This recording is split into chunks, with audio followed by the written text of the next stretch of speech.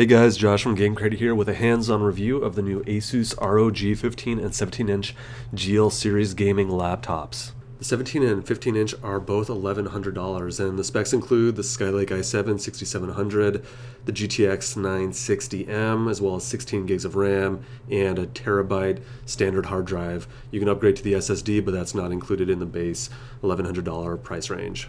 It also features an HD IPS matte screen, which looks great. It is not G-Sync though, and that was one of the big things about the ASUS higher-end laptops that they released. They were some of the first G-Syncs. So you can't actually get G-Sync with this, but the screen by itself is pretty solid.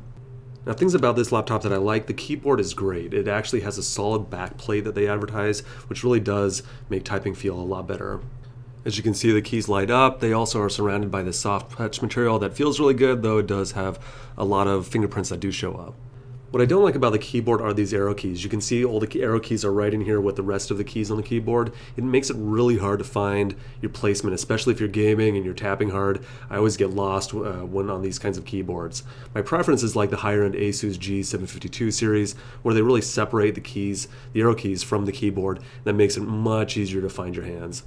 But it does have some really solid software included, which isn't just bloatware. It is actually pretty useful. I also think the trackpad is really great. A lot of these gaming laptops treat a trackpad as an afterthought.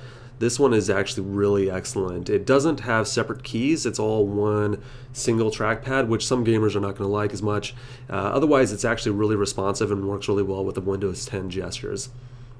One weakness to know about is the speakers. A lot of competing laptops in this price range actually have pretty decent speakers. Some of them are actually great.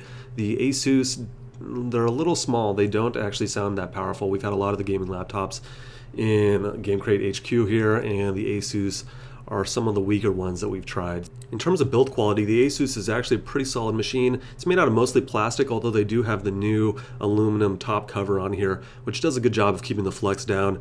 Otherwise, it has a lot of good cooling, seems to keep the temps pretty low, and it's pretty quiet. So check out the laptop on newegg.com and keep an eye out on GameCrate for all the latest hardware news and gaming reviews.